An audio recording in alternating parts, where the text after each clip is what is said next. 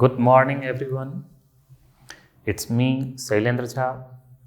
Welcome you to online monastic classes. Today, we will see some basic facts of geometry for class 6 and 7 students. Let's start the class. First of all, in geometry, we have to start from few undefined terms.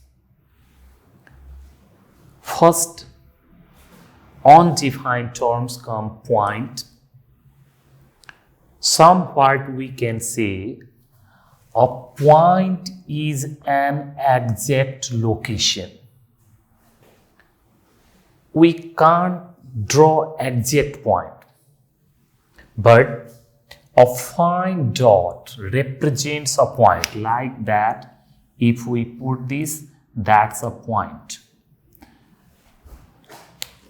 We denote a point by capital letter like A, B, P, Q, etc. Here you can see we have taken a point and its name is A. Why we can't say that's exact point? Because it is so small. It doesn't have length, breadth and height. So we have to remember a point doesn't have length, breadth and height. And always we have to represent a point by a capital letter. That's undefined term. Now moving line segment. That's a defined term. First of all, for line segment, we have to know the line which is coming later on. What you can see in the figure, both sides, it can be produced indefinitely. Such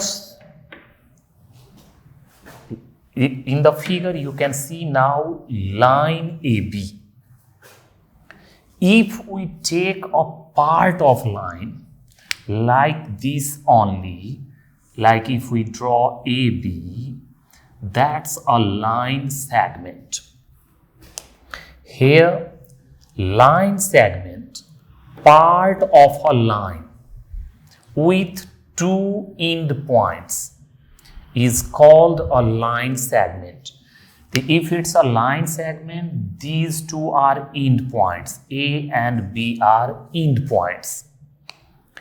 We can define it in another way.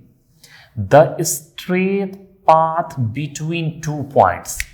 If we take 2 points A and B, then the straight path between these 2 points is called a line segment. We have learned in point, a point has neither length, it means no length, no breadth and no height. But a line segment has definite length. If we measure it, suppose it is 3 cm, it means the line segment, this line segment AB has length 3 cm. A line segment AB is denoted by this way we write the line segment. That's the line segment AB. Instead of that, we can also write AB. It means that's a line segment AB. Either we have to draw a bar on AB, or without it we can write line segment. In line segment, we have to remember a line segment has definite length and line segment will be denoted in 2 ways. Generally, we write in this way. Now, another term is ray. So when we have taken a line, both way it was arrow, it means we can extend indefinitely. So when we take the line segment, here we have two end points. Now it can't be drawn further. If we draw it further, another line segment will be formed. Then now when we take a part of a line with one end point, when we are saying about a line, it means two ways we can produce it indefinitely. But here we have to take part of a line with one end point is called array. It means we can't produce indefinitely in one direction, but we can draw it in other. Like if we do this, in the figure you can see array AB. Array is a part of line with one end point. Here that's the end point of array AB, and this way we can produce it further. In array, it has no definite length. We have learned point have no length, no breadth, no height, but line segment have a length. Ray have no definite length. Line segment have a definite length. Here in this ray, this point, end point in a ray is called initial point. That is called initial point of ray AB. Now line. These two, point and line, both are undefined terms. Line, a line segment, you have learned earlier, we can write in this way, line segment AB, when extended indefinitely in both the direction. If we can produce this indefinitely in both direction, then this is called a line. The line will be represented, we denote it with line AB. We will read it as line AB. That's ray AB. That's it. Line segment AB. A line has no end points because we can produce it in both direction indefinitely, so it has no end points. A line has no definite length. Since it can be produced, it doesn't have definite length, and sometimes we label lines by a small letter. Like if I name this line L, we will say line L. This is denoted by a small letter. Now in line, we have to know another types of line, that is intersecting lines. If two lines intersect each other, that is intersecting line. But definition wise, we will say two lines having a common point. Two lines having a common point are called intersecting lines.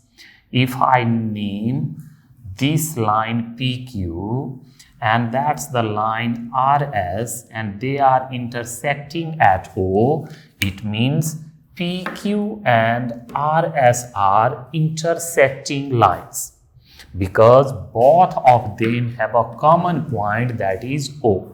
So in definition wise, we will say two lines having a common point are called intersecting lines.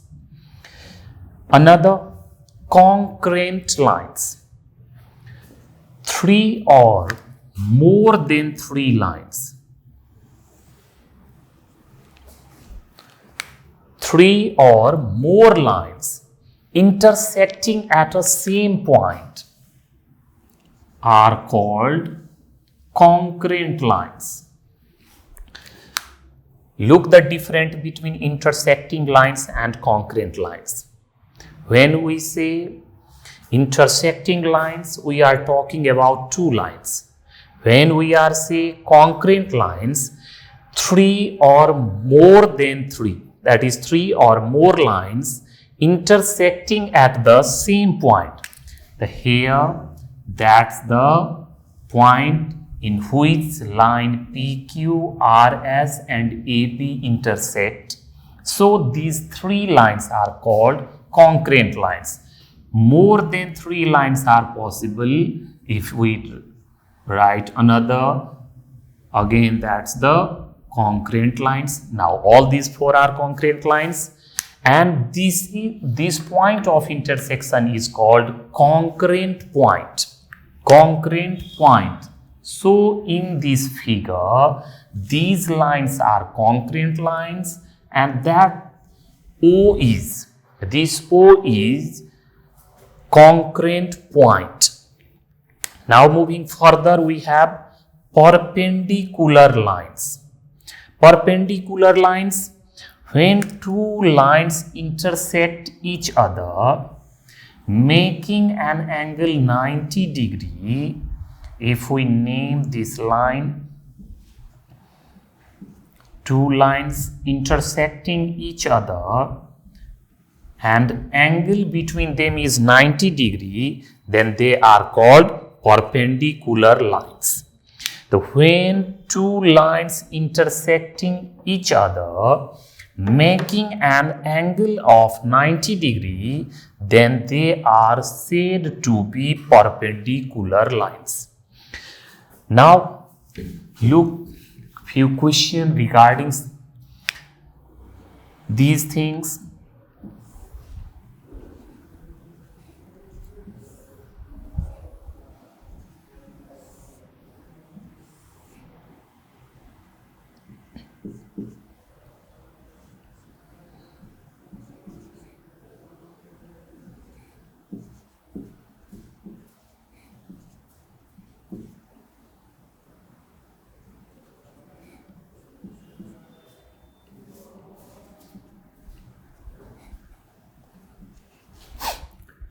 In this figure, can you name the points? In this figure, you can see point P, point A, point B, point Q, like R, C, D, S, O, N, M, all are points. When we say line segment, then you can say PE, PA, AB, BQ, PB, PQ, AQ. In this way, RC, CD, DS, RS, CS, CO, CA, MB, BD, DN, all are line segment. When we say only the lines, then PQ. We can say AB, that's the AB, PQ, because that is produced indefinitely. That's RS, it is AC. AC is not the line. It's a OA is a ray. We can say OC is a ray. MN is a line segment. So what we have to note? We have learned mainly three things. First, point. Everybody knows that's the sharp point. Then if it is arrow on the both side, then we will say it line AB. If there is no arrow, it means end points are there. It means it's a line segment AB. If you have only one point and arrow on other, then it is ray AB. Now we have to know about angle. For angle, definition wise we can say a figure formed by two rays with a common initial point is called an angle.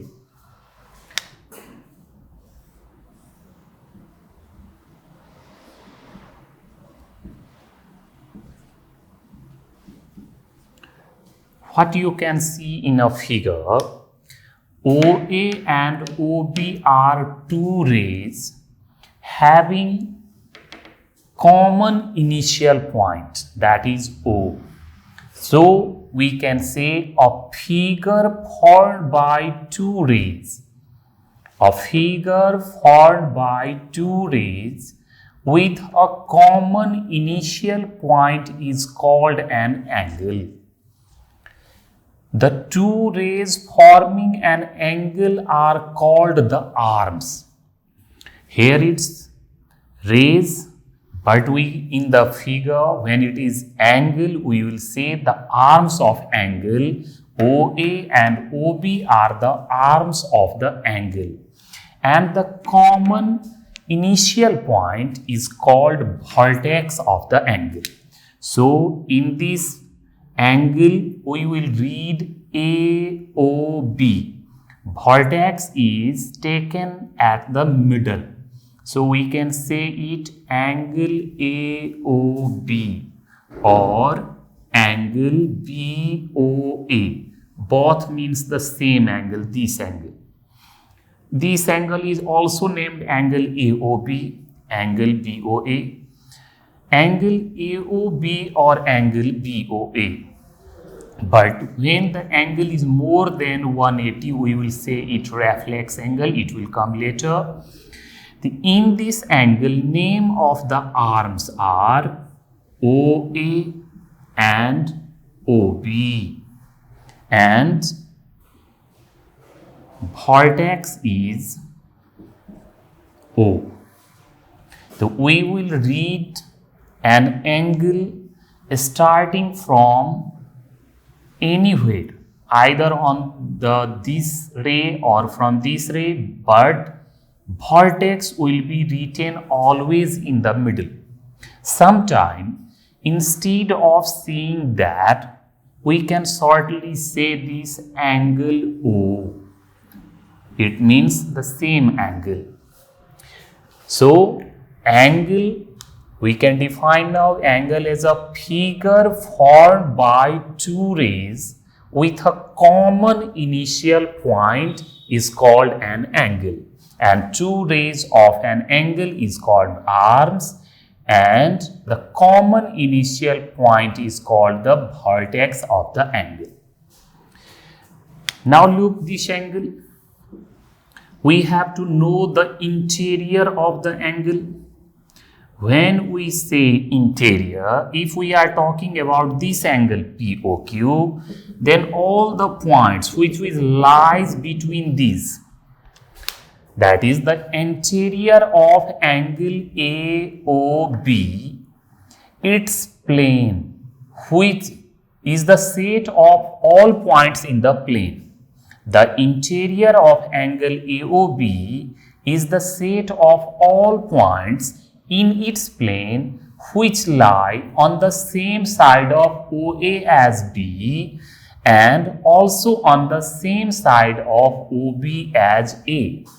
When we say same side of OP as Q, it means going in this way. These parts are. If we say same side of OQ as P, it means these things. So all these points are interior of this angle POQ. Here in figure, its angle name is AOB. If we put a point inside of that, that is X. If we put a point inside of that, that is P. So P is an interior point or interior of an angle AOB. Here X is an interior of an angle POQ. So we can say the interior of angle AOB is the set of all points in its plane which lie on the same side of OA as B and also on the same side of OB as A. When we say exterior, if X is the interior point, it means it lies between these two. Then any point which will be lie outside it, which is not an interior of this angle, is exterior of this angle. Here, the exterior of an angle is the set of all those points in its plane which do not lie on the angle and in its interior. Not necessarily lying on this arm. These are also the interior. That's exterior. After interior and exterior of an angle, then we have measure of an angle. When we say measure, that rotation, amount of rotation we have to measure. The amount of rotation from the direction of one ray of the angle to the other ray, that is from this to this or from this to this, is called the measure of an angle. The amount of rotation from the direction of one ray of the angle to the other ray is called the measure of an angle. And in geometry, you know that angle is measured in unit degree. That's degree. We will write 30 degree, 40 degree, 60 degree in this way. Equal angles. Two angles are said to be equal if they have the same measure. If you draw two angles, like one is ABC, angle ABC, its measure is 40 degree. Another angle PQR, its measure is again 40 degree. Then we can say angle ABC is equal with angle PQR. Two angles are said to be equal if they have the same measure. Now, kinds of angles on the basis of measure. When we talk about measure, on the basis of measure, there are 5 types of angle. First one, right angle. An angle whose measure is exactly 90. That is, if this is 90, now we can say this angle is a right angle. In figure, angle AOB is a right angle. Acute angle. An angle whose measure is more than 0 but less than 90 is called acute angle. First one was right angle, exactly equal to 90 degree. In acute angle, it is less than 90 and more than 0. If I take an angle whose measure is 60 degree, that is less than 90, so this angle is an acute angle. Obtuse angle. An angle whose measure is more than 90 but less than 180. Like this figure, when it measure more than 90 and less than 180. 105. If it measure 105, it's an obtuse angle. So first one was right angle, exactly 90, more than 0 but less than 90 is acute angle, more than 90 but less than 180 is obtuse angle. A straight angle, when it is exactly 180, that is called a straight angle because it will be a straight line. So a straight angle, we can define an angle whose measure is exactly 180. Reflex angle, an angle whose measure is more than 180 but less than 360. Look in this figure. If it is 120, this must be 360 minus 180, that is 240. This angle AOB measure 240, which is more than 180. So this is called reflex angle AOB. So on the basis of measurement, we have 5 types of angle. First one is right angle, on an angle whose measure is exactly 90. Then acute angle, an angle whose measure is more than 0 but less than 90. Obtuse angle, an angle whose measure is more than 90 but less than 180. Straight angle, an angle whose measure is exactly 180. Reflex angle, an angle whose measure is more than 180 but less than 360. We have more types of angles. First one is complementary angles. Two angles are said to be complementary if the sum of their measure is 90 degree. In complementary angle, we have the sum of the measure 90. 30 degree plus 60 degree is 90 degree. It means 30 degree is the complement of 60 and 60 is the complement of 30. These two, if sum of two angle is 90, then they are said to be complementary angles, and each of them are called complement of one another. If it is said to find the complement of 50 degree, we can directly do complement of 50 degree is equal to 90 degree minus 50 degree, that is 40 degree, because 40 plus 50 will be 90. Two angles are said to be complementary if the sum of their measures is 90 and each of them are said complement of one another. Supplementary angles. Two angles are said to be supplementary if the sum of their measure is 180, like 120 plus 60 is 180. So supplement of 120 degree is 60 degree and supplement of 60 degree is 120 degree. The 120 and 60 are supplementary angle because their sum is 180. Then two more adjacent angles. For this we have to understand this figure first. Adjacent angles A, B, C, here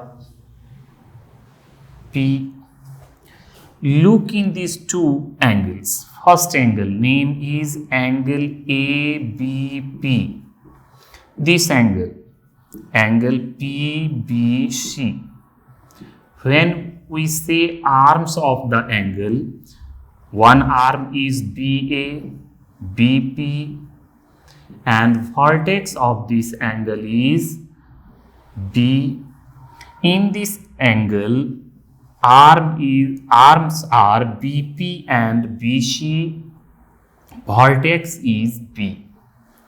So what we can see in these two figures, one of the arms is common and having the same vertex, and these two non-common arms are on the both sides of this common arm.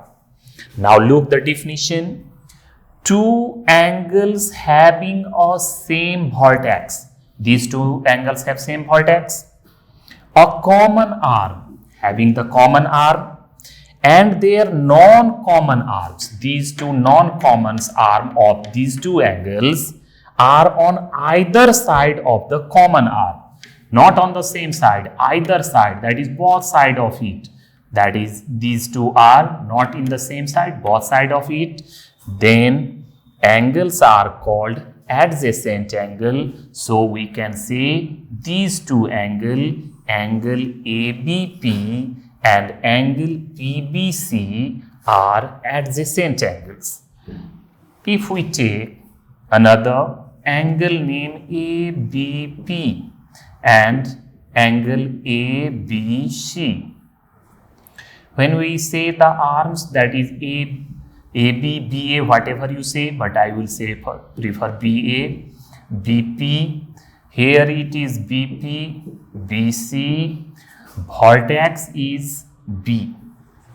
That's same vertex, common arm. But look, these two, BA and BC, BA and BC, that same side. BA and BC are same side because we are not, which one is our vertex? B. Common side is BP.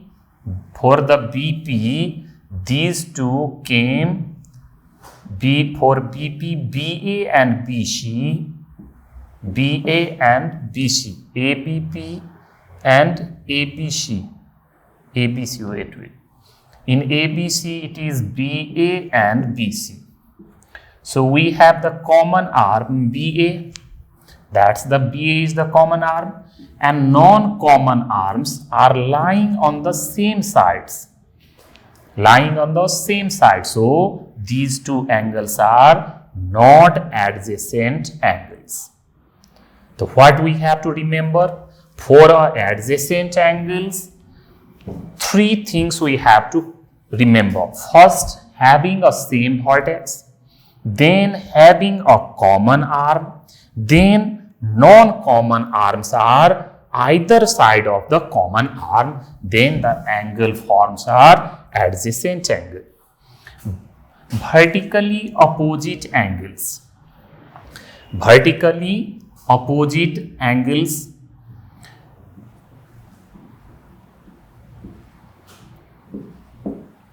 if two lines intersect at a point.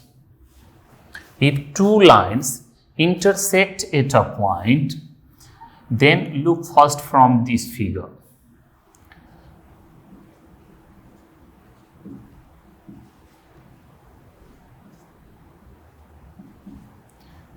Here what you can see, these two angles are adjacent angle. In a straight line, you can say these two angles are adjacent angle.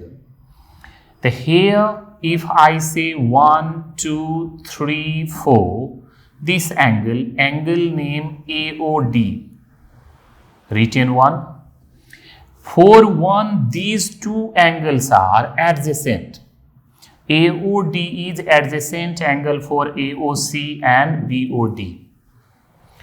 But angle BOC is non-adjacent angles. So what we have written, if two lines intersect each other at a point, then non-adjacent angles are called vertically opposite angle. So in this figure, 1 and 3 are vertically opposite angles. Same way, adjacent angle of 2 is 1 and 3, but 4 is not an adjacent angle. So 2 and 4 are non-adjacent angles, so they are vertically opposite angles. One more angle, complete angle. An angle whose measure is exactly 360 is called complete angle. But these are the types of the angles. When we will learn about the parallel lines, transversal, then we have more angles, that is alternate angles, corresponding angles, co-interior angles, and we will learn about this thing in another classes. For today, we will complete the class.